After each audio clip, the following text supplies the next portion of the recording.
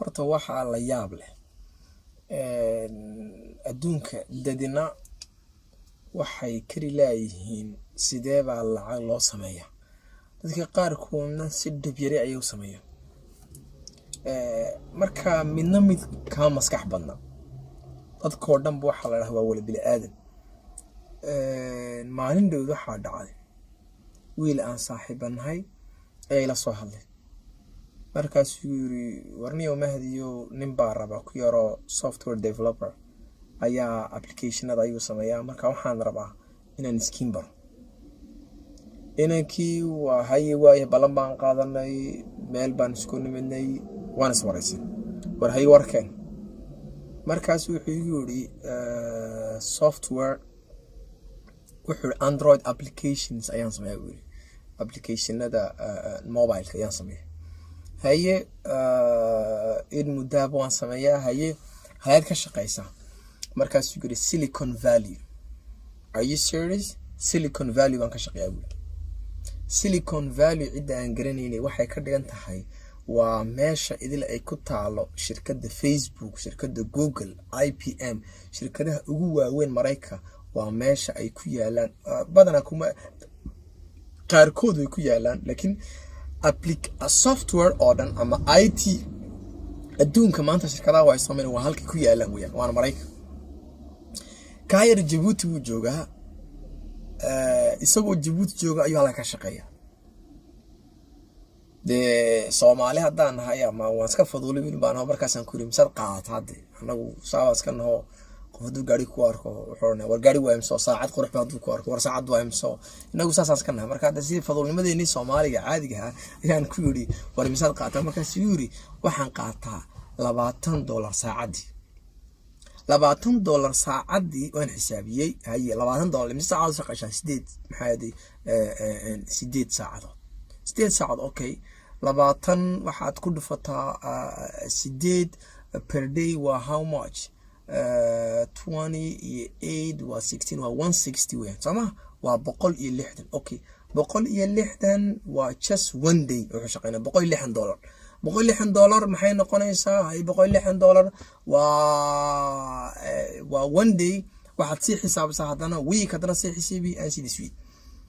marka wiil kaayar ما شاء الله marka horsado yani wuxuu xareynayaa bishii $3,000 waa $500 qaade Soomaa ayuu xareynaya.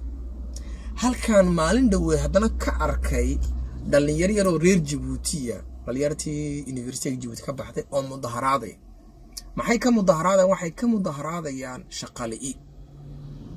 marka okay iyagii shaqaale bay ka mudaharaadayaan. dadka qaarkoodna waa IT iyo software iyo online bay ku shaqeeyaan. marka haddaba suuragal may tahay cid kasta inay maanta online ku shaqeyso? jawaabtu waa ha.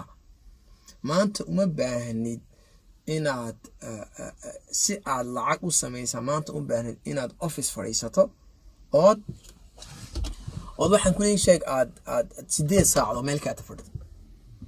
inankaan kaaga sheekeynayo gurigiisu iska joogaa, internet iyo telephone buu baahay. maanta ilaa baan igu dhaarshay cidda maanta aan karin telephone iyo internet way yartahay. dhalinyartu maanta intay doonaan ha ahaadaan qof kasta maanta telephone wala haysta. dhalinyarti internet uu jiraayo waxa jira xitaa bahal 100 farna jira xitaa Djibouti Soomaa wadamada ka dawayba naga roon yihiin iyaga. Djibouti waxa jira xitaa 100 farn oo soo meega 100 meega. marka qofka internet helaya maanta iyo telephone helaya waxaan oran karayaa maanta wax uga baahan yahay ma jirto. haddaba waxaan ku siini meelaha aqoontaada ku kordhin karaysid. imanka waxaan ku hayaa mowqac la yiraahdo website la yiraahdo udemy.com. mowqacani waxa ku jira wax kasta oo niyada aad ku hayso inaad baratid. IT noqotaya, xisaabaan noqotaya, wax karate noqotaya, xitaa sport kala noqotaya, xataa gabadh iyo hooyo guriga jooga haddii rabaan keega soo loo sameeyo waa laga baran karaa. mowqaca lacagtiisa ayaad koorsaashi badina waa $200-300 laakiin had iyo jeer wuxuu ku jira sales ku jira iyo hadda jira discount ku jira hadda jira oo lacagtiisa $10 iyo $15 bay tahay.